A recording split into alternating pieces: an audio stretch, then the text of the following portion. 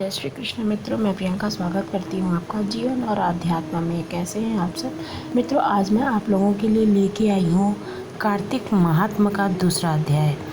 पहला अध्याय मैंने डाला हुआ है, आज दूसरा दिन है तो दूसरा अध्याय सुनते हैं। भगवान कृष्ण ने कहा, हे देवी गुणवती, अपने पिता व पति को राक्षस के द्वारा मारे जाने का समाचार सुनकर बड़ा विलाप करने लगी। हे नाथ, हे पिता, मुझको त्याग कर तुम कहाँ चले गए? मैं अकेली कन्या हूँ, तुम्हारे बिना अब मैं क्या करूँगी? अब मेरे भोजन और वस्त्र आदि की व्यवस्था कौन करेगा? घर में स्नेह पूर्वक मेरा पालन पोषण कौन करेगा? मैं कुछ नहीं कर सकती, तुम मुझ विधवा की रक्षा कौन करेगा? मैं कहाँ जाऊँ और कहाँ रहूँ? मेरा तो अब कहीं कोई ठिकाना ही नहीं रहा है। इस तरह रोती और बिलखती गुणवती अचाड़ा खाकर पृथ्वी पर गिर पड़ती है और मूर्छित हो जाती है और थोड़ी ही देर तक पड़ी रहती है। फिर जब होश में आई तो पूर्वत अत्यंत करुण विलाप कर शोक सागर में डूब गई। जब संभली तो उसे ध्यान आया कि मेरे पिता तथा पति की मृत्यु के पश्चात उनकी क्रिया करनी चाहिए जिससे उनकी गति हो सके। अतः उसने अपने घर की सारी वस्तुएं बेच दी। उनके बेचने से जो भी धन प्राप्त हुआ उनसे उसने अपने पिता और पति का श्रद्धा आदि क्रिया की और फिर उसी नगर में रहती हुई भगवान विष्णु की भक्ति करने लगी आठों पहर। और उसने जन्म से लेकर मृत्यु तक नियम पूर्वक सारी एकादशियों के व्रत और कार्तिक महीने में उपवास तथा व्रत किए। हे प्रिय, यह एकादशी और कार्तिक व्रत मुझको बड़े ही प्रिय हैं। मुक्ति, भक्ति, पुत्र तथा संपत्ति को देने वाला परम पवित्र है। जो मनुष्य कार्तिक मास में जब तुला राशि पर सूर्य आता है तो सवेरे उठकर स्नान करते हैं, व्रत व उपासना करते हैं, वह मुझे बहुत प्रिय होते हैं। क्योंकि यदि वह बड़े पापी भी हुए तो भी स्नान व व्रत के प्रभाव से उनको मोक्ष की प्राप्ति हो जाती है। जो मनुष्य कार्तिक में स्नान, जागरण, दीपदान तथा तुलसी वृक्ष की रक्षा करते हैं वह साक्षात विष्णु भगवान के तुल्य हैं।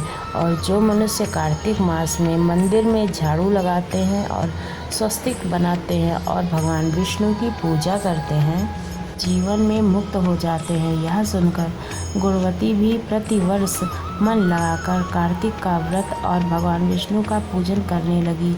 हे प्रिय, एक बार वह तो ज्वर ग्रसित थी और दुबली हो गई थी, फिर भी किसी न किसी प्रकार वह गंगा स्नान के लिए चली गई। गंगा तक पहुंची भी किंतु शीत के मारे वह बुरी तरह से काँप रही थी। वह एकदम स्थिर हो तब मैंने अपने दूतों को वहाँ पर भेजा और वे उसे मेरे धाम में लेके आए। इसके पश्चात ब्रह्मा आदि देवताओं की प्रार्थना पर जब मैंने श्री कृष्ण का अवतार लिया तो उस समय मेरे गण भी मेरे साथ आए। वह सब इस पृथ्वी पर यादव बने। तुम्हारे पिता जो कि पूर्व जन्म में देव शर्मा थे, इस समय सत्रजीत हैं। पूर्व जन्म में चंद्र शर्मा जो तुम्हारा पति था वह आकू है। और हे भंगिनी हाथ पत्नी, तुम ही बहुत गुणवती हो। यह कार्तिक व्रत का ही प्रताप है जिससे कि तुम मेरी अर्धांगिनी बनी। पूर्व जन्म में तुमने मेरे मंदिर के द्वारे पर तुलसी का पौधा लगाया था, वह इस तुम्हारे महल के आंगन में कल्प वृक्ष के रूप में खड़ा है। तुमने जो उस जन्म में दीप दान किए थे उनके कारण तुम्हारी देह इतनी सुंदर है और तुम्हारे शरीर में शोभा है और घर में साक्षात लक्ष्मी निवास करती है। तुमने पूर्व जन्म में जो अपने समस्त व्रत किए थे, जो पूर्ण किए थे, उसे भगवान विष्णु को अर्पण कर दिया था। इसी वजह से तुम पति के स्वरूप में उन्हें प्राप्त हुई हो।